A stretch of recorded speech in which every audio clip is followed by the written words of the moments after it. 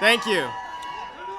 Mr. President, Mr. Vice President, Secretary McDonald, distinguished guests, fellow warriors, it is my pleasure to kick off this year's Warrior Ride. Yay!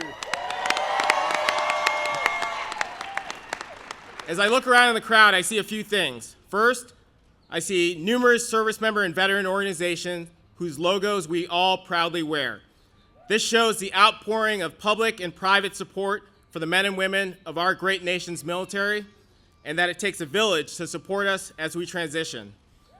This is one of the defining characteristics of Team Red, White, and Blue, who with the 60-40 military to civilian membership gives all the insight into the military population and our service members and veterans' understanding of the communities to which they return. Second, I see a resilient population, one that has not let invisible nor visible wounds, illnesses, or injuries define them, but rather uses them as a way to re-enlist strength and to inspire. Third, I see a population that is one of the country's greatest assets. All of you will go on to do great things for your families, communities, companies, and our country.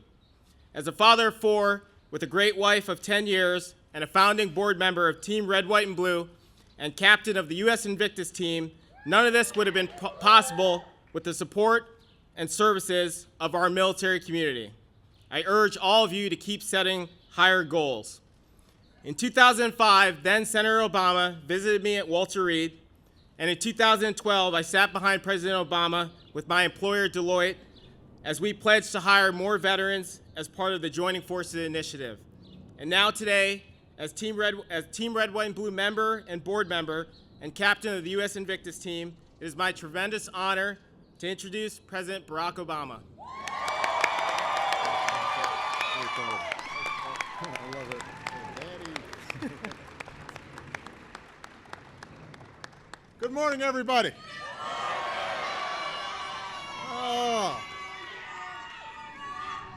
Welcome to the White House.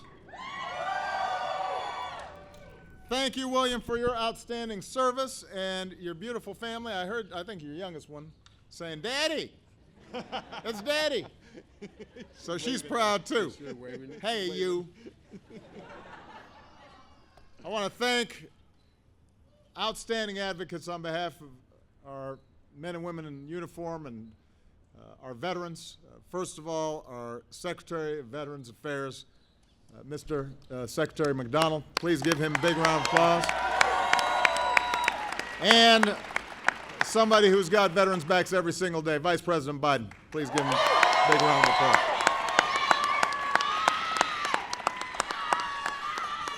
They like you. Now, let me just first of all say this seems to be an exceptionally good-looking group here.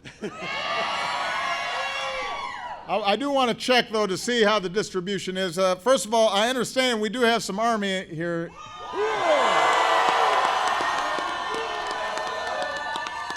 Navy, Air Force, Marines, Coast Guard. All right, Coast Guard. And we've got some of your biggest fans, which is our extraordinary military families.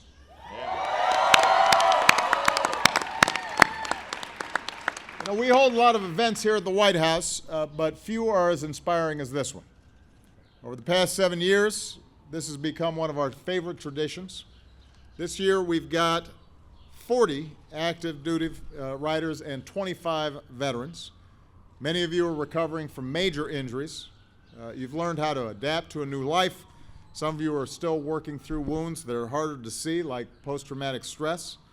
And like countless riders across the country, part of this great movement is to help each other, for all of us to see each other get across that finish line. And that's how America's supposed to work. That's how our military works. And it doesn't stop when you take off the uniform. We're joined by Marine Captain Jessica Bilkovich. Where's Jessica? There she is back there. Jessica was injured in training but went on to serve in Afghanistan, and over time her injuries compounded. In addition to intense back pain, she was also struggling with post-traumatic stress and depression. It took her 6 months to make the phone call for help, but thanks to the love and support of her husband, she finally reached out, and as part of her treatment, she discovered cycling. On her first ride, Jessica says, "I felt so free, like a weight was coming off." The Soldier Ride gives her the chance to do what she loves. And Jessica, you are an inspiration. We could not be prouder of the example that you're setting for so many people.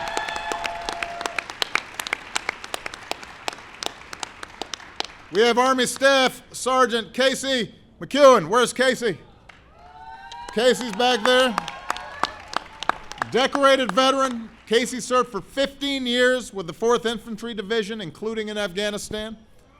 Injured in an attack on his outpost, he had to medically retire, something he had never imagined, and he felt lost, struggling to find work and living out of his Jeep. And then some veteran service organizations helped him get back on his feet. And today, he's still fighting for his brothers and sisters in arms, working at Hired Heroes USA, which helps connect our returning heroes with job opportunities.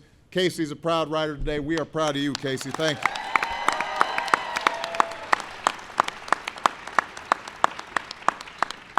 And that's what's so remarkable about this ride, dreamt up by a bartender. Yeah, some of my best ideas have come in a bar. You too, huh? But this is one of those ideas that the next day actually was still good.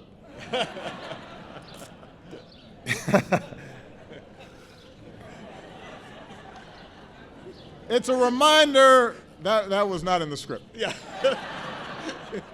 It's a reminder of the power of one person to launch a movement that changes people's lives. It's a reminder of the sacrifices that our men and women in uniform have made to keep our nation free. And it's a reminder that for those who are called to serve, their mission doesn't end on the battlefield. It's one you carry with you for the rest of your lives. Our veterans will tell you themselves they may have put away their uniforms, but they're not finished serving their country. That includes our wounded warriors who are here today, who often tell me that as soon as they can, they want to serve their country again. Service is in their DNA. Giving back is what you all do.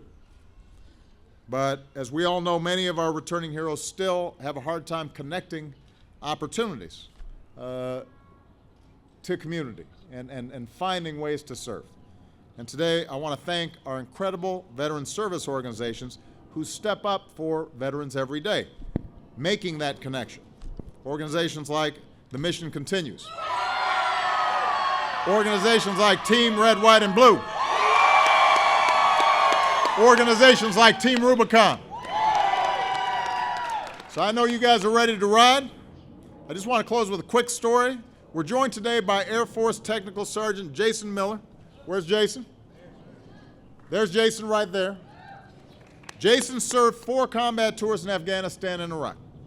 Came home with his body intact, but inside he was struggling with wounds nobody could see. And Jason doesn't mind me telling y'all that he got depressed enough that he considered taking his life. 4 years ago, he wrote me a letter about what he was going through. And he told me about how hard it was to get the services and the support that he needed. As luck would have it, right around that time, I happened to meet with Team Rubicon, which deploys veterans for emergency response to disasters. And in addition to making sure that the VA was following up with Jason, I also asked Team Rubicon to get in touch with him. You know, it helps when you're commander-in-chief. You got folks take your phone call. Team Rubicon reached out. Jason ended up joining Team Rubicon, deployed to Moore, Oklahoma, which was devastated by a tornado. And feeling an immediate bond with his teammates, he threw himself into the work of helping people pick up their lives. In the process, he found a path to a new life of his own.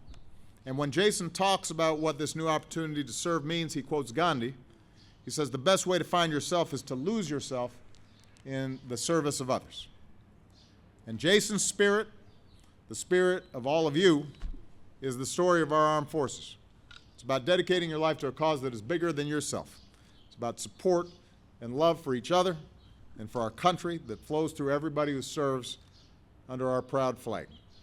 And it's about the country that pledges to be with you every step of the way, not just when we need you, but also when you need us.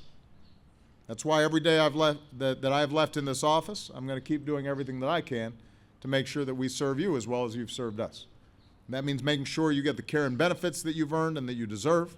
It means making sure you and your families have the opportunities to continue to contribute to our nation's success, to achieve your own dreams.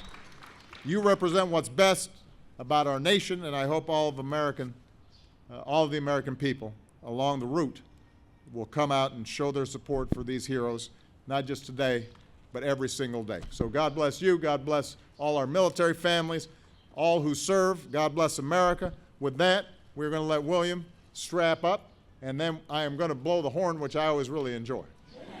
All right, come on.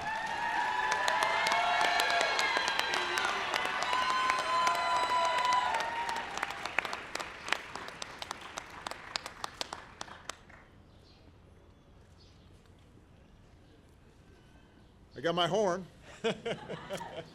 You know, I'm getting out of the way. I just realized, though, that, you know, I've done this quite a few years.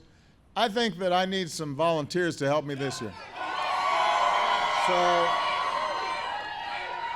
my Navy guy?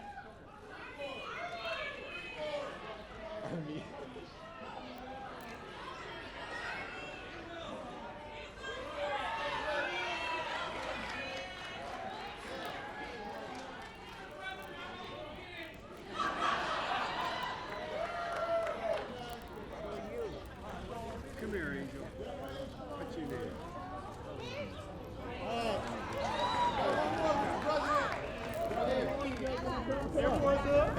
All right, you guys ready? So here's what we're going to do. When they're ready, here's what we're going to do, because we got some volunteers here. So I'm going to blow the horn first, but we're going to let everybody get a chance to okay, so this is an unusual start. We're going to hear, like, let's see, 1, 2, 3, 4, 5, 6, 7, 8, 9, 10, 11. There are going to be 11 blows of the horn. All right? So you guys all prepared? Ready? You all set? What do we leave on? You leave on 11. I'll be the last one to blow the horn, so when it's me, then you'll know it's time to take it.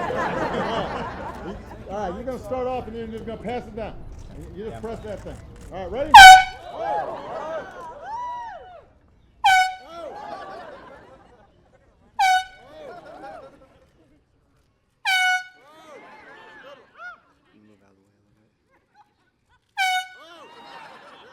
Didn't get his turn right back here. All right.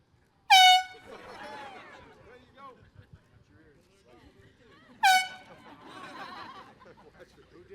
That was kind of loud, wasn't it? Hold it up.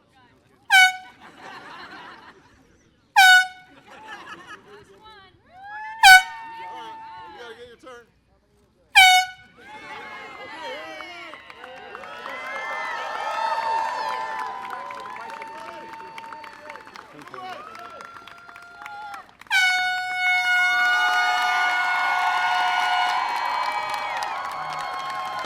Way to go, guys. Good job, good job. Good job. Good job.